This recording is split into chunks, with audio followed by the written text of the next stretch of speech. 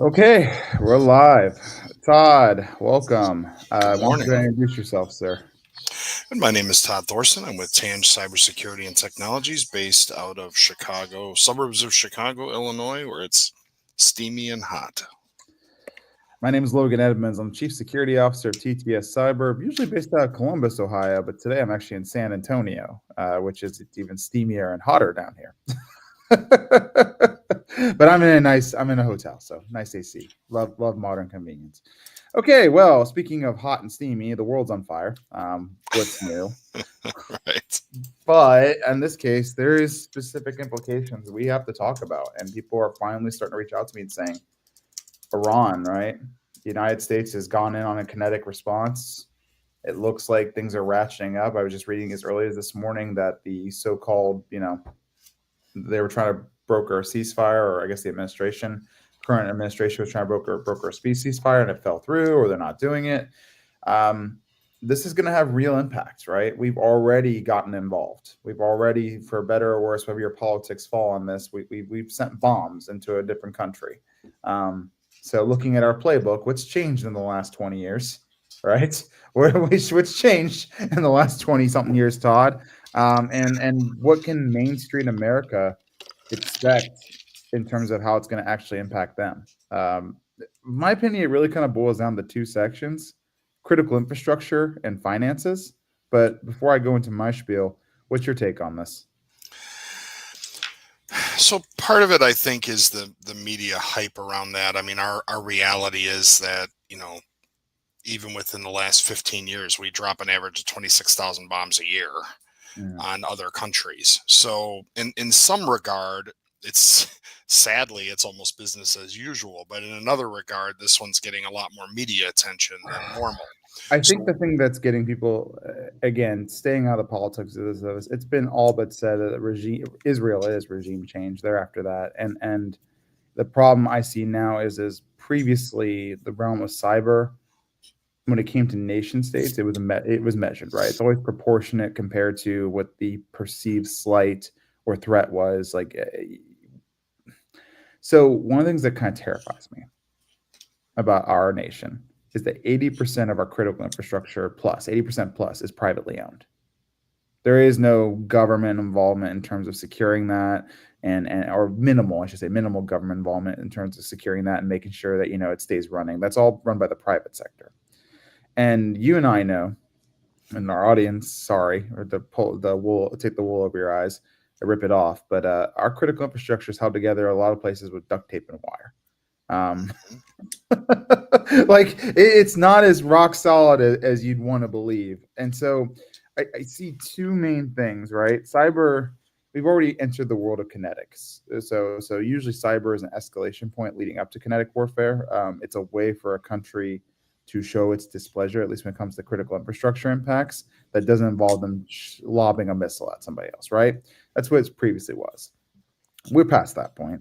But I do think Iran has a vested interest, just thinking common interests, common sense, of making Main Street Americans feel, the impact of the administration's decisions, right? Make them feel uncomfortable, make them feel like they're not as secure as they can be. And so one of the easiest ways to do that, and Iran's been doing it for decades, it is cyber warfare.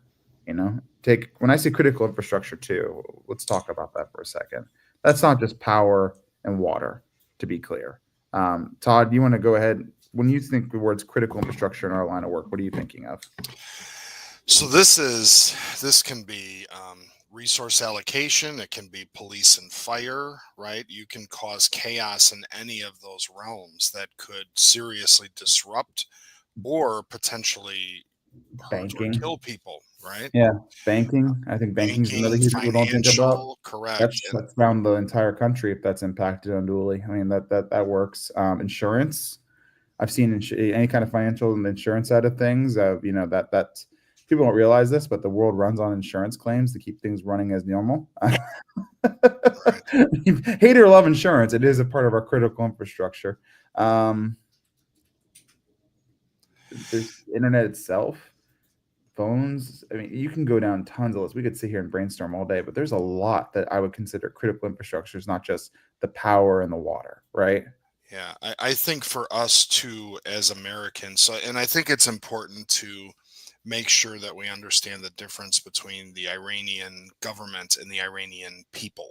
Hmm. Because many of the people don't agree with any of this either, right? Many of the Iranian people are just wonderful people who would rather not be dealing with all this, just like many of us wouldn't, right? So the other flip side of that, though, is that it is an opportunity for the criminals to ratchet up their skills and their efforts to affect America or Western Europe, and that Hmm. can be through a lot of Well, fake news, AI generated news, pictures, yeah, disinformation is propaganda, going to sort of go. stuff. It's kind of hard to imagine disinformation campaigns going even further than they are right now, but I don't doubt you there. Like you're going to see so much information being diluged everywhere. It's going to be really hard to trust things coming in. The other thing too, I mean, I'll just be candid. There are two things that win conflicts: leverage and cash. Like you need to be able to fund your war efforts, and you need to have leverage in the other person. One of the things that Iranian linked attackers have been famous for the better part of a decade is running sophisticated financial fraud operations. Um, I'm already seeing reports coming in, Todd, that the Iranian government's feeling the financial pinch, right? Like it is expensive to have this kind of conflict going. Well, there And are a lot so of yeah, there are a lot of Iranian backed groups and Iranian supporting groups around the world that are obviously going to ratchet up their operations in an effort to retaliate. Did you see the DHS yep, they put out letters? the Yeah, yeah. notice. Yep. Yep. So that's for those of you that haven't seen that. The Department of Homeland Security issued a big warning this week about a heightened threat environment, was their words, for cyber warfare, anticipating that these groups will attempt to retaliate against Western Europe and America.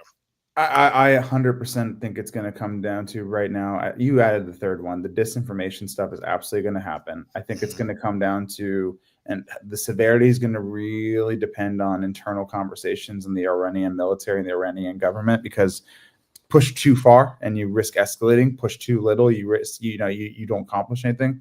I do think critical infrastructure is going to see a huge uptick in disruption tactics. And so business continuity and disaster recovery are going to become more imperative than ever in terms of what you have to have in place, especially if you're in a position where if you go down, millions of Americans are impacted. And we learned that the hard way. I mean, remember when Colonial Pipeline went down and you couldn't get gas at the pumps? Like there's so many little things in the supply chain that we realize with COVID time is so vulnerable. So Right. that's going to be coming, I think, if this keeps going. And then, yeah, financial fraud.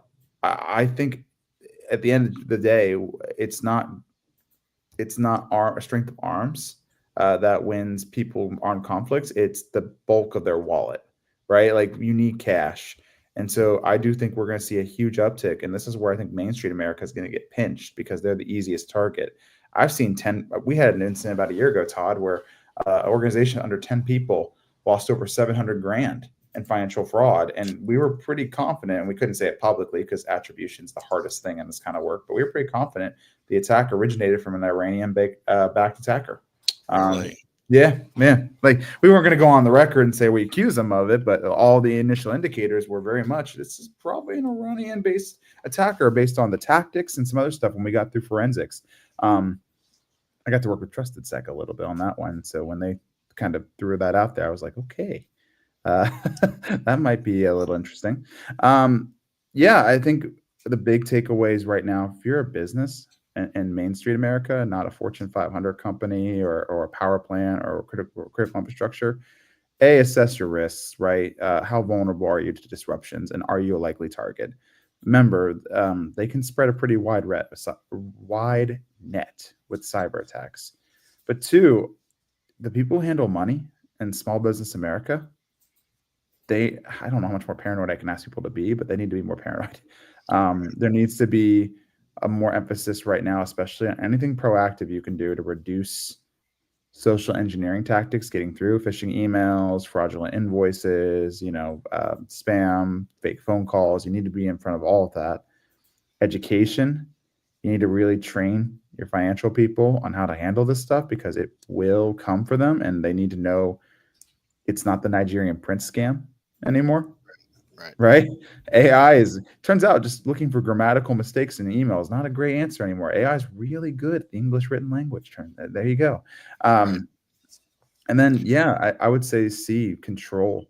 Um, the less people who can touch the money in your organization, the better. And I mean touch the money, I mean invoicing. I mean handling deposits. I mean going in and authorizing transactions. I mean, you need to, I get it. As you scale and grow your business, it's easy just to give everyone the credit card or say you all can process the invoices or, you just take care of this. But the more people have access to that, the harder it is to defend. And as we alluded to, it is the number one targets I think it's going to come up is I want to get access to the email account that has access to the bank. Right. We're going to see huge amounts of that. Right. And that really speaks to, look, it's one thing to say that you're going to do all those things. So how do you do it? Right. You have to have the proper policies in place to be able to teach the people Yeah. what they're supposed to do. Right. And sometimes you need a professional for that if you're not aware of, Well, of how to do that. there's some common sense things we can tell people right now they need to be doing. Invest in education right now. Like, seriously, it's not hard to find awareness training. Invest in some kind of good email filtration system at this point, right? Like, you need to cut down the noise and then enable multi factor authentication on all your communication platforms and your financial platforms. If you haven't somehow done that already, you need to do it. I get it. The codes are annoying, but it goes a long way. I mean, we just saw someone compiled a list. It's floating around for a while, but last week someone compiled a list of 16 billion passwords floating on the dark web that anybody could now download and try to log into stuff, see what they get into. If you're not confident your employees have changed their password in the last year, it could be on that list for all we know. Multi-factor authentication keeps that low-hanging fruit tactics from coming back to bite you in the butt. I also would probably recommend at this point, if you haven't done a cyber insurance policy, I am of the opinion cyber insurance is that they're now with general liability for especially for white collar business to business models. Like, this stuff comes for everybody. Nobody is immune to every business in America has a bank account. I get it. It's really easy to want to say this doesn't affect me and kind of just bury my head in the sand. But the truth is it will affect you because you have money. If you have the money, you have something they want, and that's a very crude way to say it's a bad problem. So cyber insurance can go a long way from, it won't stop them from taking your money, but it can be a last line of defense right now in terms of, hey, someone stole $500,000 from me, which I've seen more times I care to count. At least in the next quarter or two, I'll get a chunk or a majority of that back from the insurance policy. Right. It's important to note that if you're going to get a cyber insurance policy, that you actually qualify for it. Don't just check the boxes. Yes. And if, God forbid, in the event that you actually need it, the claim will get paid. Right. So that's ultimately the goal. Because if you have a policy that's never going to pay because you didn't qualify in the first place. Or you got the wrong coverages. I've seen that too, right? Like, we have partners. I work with Yukon now. That's for that exact reason, which is I see a lot of people think they get a cyber policy. And asterisk, neither one of us are insurance agents. So go talk to a licensed E&O agent that specializes in cyber. Please and thank you. And we have introductions for that. But I have seen some people say, oh, yeah, I got a cyber policy. And it's like, you got $50,000 of coverage, but the average attack is running somewhere around $500,000 by the time you add up all the extraneous factors, disruption to your business, actual monetary damages. Like, you're getting 10 cents on the dollar. I have seen a lot of people don't understand that. And so I would think right now that does make sense because I get it. A lot of people are kind of frustrated at the cybersecurity industry right now because we've been saying for a decade, we can't stop all the attacks. We can't stop all the attacks. And they feel like they're set up for failure. But in this instance, we cannot fix this in the timeline that makes sense to prevent this from people getting hit. People are going to get hit despite all best efforts, and it's going to suck. An insurance policy can go a long way on that one. Could save your business. Absolutely. Yeah, and that's one of the reasons why I never demonize cyber insurance. I just say, you got to have a little more than that. Right. All right. Well, takeaways for today. Mainstream America is going to get hit, especially if the longest conflict continues, the worse it's going to be. Not a whole lot mainstream America can do about the critical infrastructure unless they're in critical infrastructure. If you're in a small, medium-sized business and you're in those lines, you really need to be considering business disruption hey, how do I get my business back up and running if a massive component of my supply chain gets disrupted, whether digital or otherwise? And if you're just a normal business, maybe you're not in the critical supply chain, you need to prepare for an uptick of people trying to get into your finances. Is the world we live in. And I hear every day the devastating stories of people who don't want to talk about it publicly, but lost 6 figures here, 7 figures in some cases there. I mean, it sucks when it happens. So expect it to happen, expect them to come for you, proactively mitigate your risk, and also look into some insurance at this point, because I think we all should be carrying it. Did I miss anything? Do you have anything to add to that? Sure. Yeah. Just again, dovetailing on that, make sure you have proper policies and procedures in place and your employees know what they are and they understand what to happen when that inevitable thing occurs. And you should tabletop and run those exercises. What would happen if we didn't have our computers tomorrow? Could we still do business? How would we still transact business? Because you need to still keep cash flow coming in when that inevitable event occurs, whether it's something internal to your business or external that you have no control over. You still want to be able to continue, running your business as best as you can to keep cash flowing, because whether it's your own internal outage or issue, or if it's something external that you don't have control over. Absolutely. Okay. Well, I think we're good to adjourn for this one. Stay safe out there, everybody. And we're watching this saga with you all and getting updates at the same time. So we're going to see how this craziness goes. Last I saw, it was president cursing out both parties on national TV. So this is popcorn and watch. What's the meme? The room's on fire and the dog sipping the coffee, going, "This is fine." Like, I don't care what side you're in on this. I feel like we're all in that room right now. It's just fine. Everything's fine. Yeah, you need to be careful because you don't want to, wishing that the pilot fails on the plane that we're all on together. No, I don't want to go down. All right. All right. Take care, everyone. Thanks.